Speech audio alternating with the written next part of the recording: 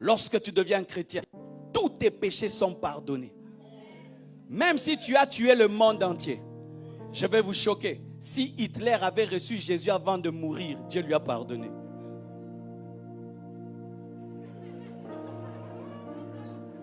Vous êtes choqués? Congolais, si Mobutu s'était repenti avant de mourir, Dieu lui a pardonné. Mobutu, c'est Seko, Dieu lui a pardonné. Dieu pardonne tout. Et Dieu pardonne pas seulement tes péchés, même les péchés des autres. Mon frère, si même tu as avorté 10 fois et tu deviens chrétien, Dieu te pardonne. Si tes péchés sont comme le cramoisi, si tes péchés sont comme le pourpre, Dieu va les changer en blanc. Dieu va te laver et ils deviendront blancs comme la neige. Tu dois le croire. Jésus t'a pardonné. Arrête de confesser des péchés que Dieu a déjà pardonnés. Arrête de confesser des péchés que Dieu a déjà pardonnés. Arrête de confesser des péchés que Dieu a déjà pardonnés.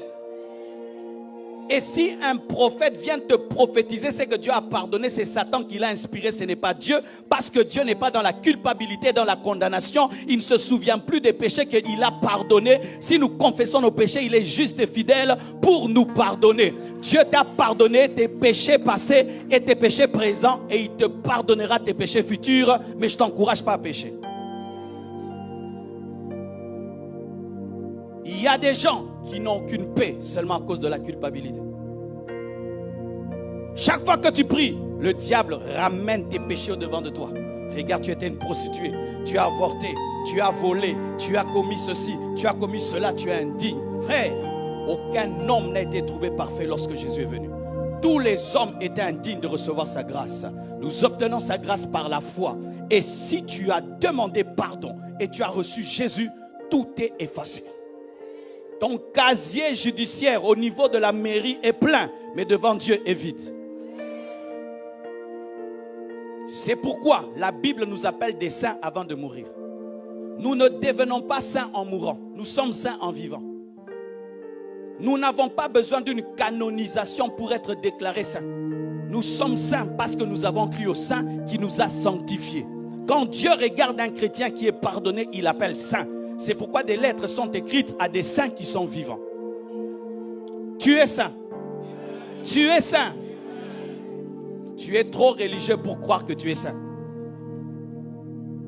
Oui, tu dis ceci, personne n'est parfait. Oui, personne n'est parfait dans tes œuvres. Mais sur le plan de la position en Christ, Dieu te regarde au travers du sang de Jésus et il te considère comme saint et il te sanctifie. Je suis pardonné. C'est pourquoi, même si un homme te rappelle tes anciens péchés, ne sois jamais culpabilisé si tu t'es repenti véritablement. Même si tu as attrapé un homme dans le péché et on t'a attrapé dans le péché, si tu t'es repenti, même si les hommes continuent à en parler et il y a ta vidéo sur internet, Dieu a déjà effacé cette vidéo dans sa pensée. Ne laissez personne vous garder sous la condamnation et la culpabilité et n'allez pas déterrer vos péchés lorsque vos vies ne vont pas bien. Donne-moi la main que je te parle, hein? Parce que les chrétiens, qu'est-ce qu'ils font? S'ils cherchent un travail, ils ne trouvent pas. Ils disent peut-être parce que j'avais avorté. S'ils cherchent le mariage, ils ne trouvent pas. Peut-être parce que j'avais avorté. S'ils cherchent les enfants, ils ne trouvent pas. Peut-être non. Ce n'est pas à cause de tes anciens péchés, c'est à cause de ta présente incrédulité.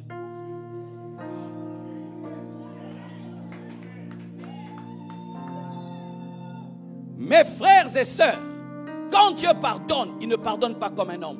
Il pardonne comme Dieu. Et il accorde un pardon parfait. Tous tes péchés passés sont pardonnés. Quand Dieu te voit, il ne voit plus le mal.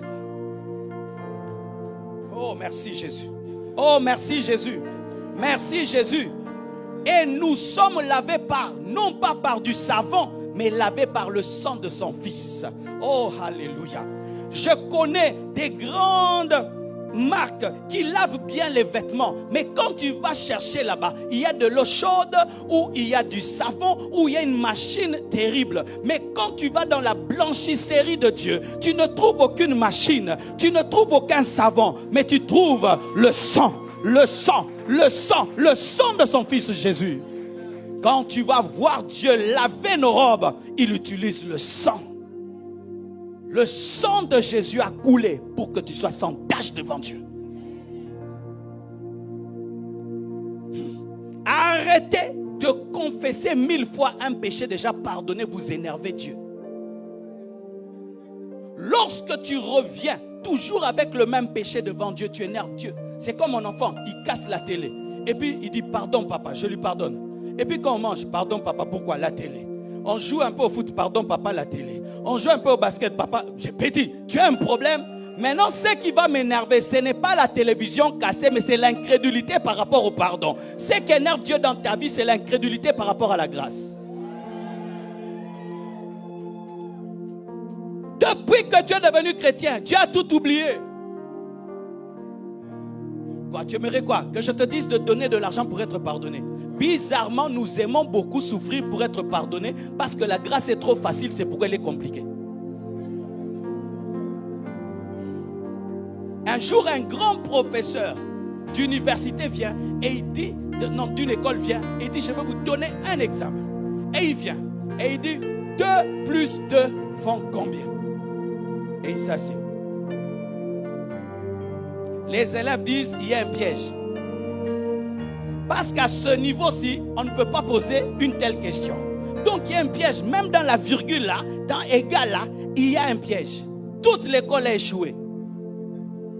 Et quand le professeur venait, il a dit non, ça fait 4. Il a dit non, professeur, ça ne peut pas faire 4. Pourquoi? Ça devait avoir un piège. Pourquoi? C'est trop facile.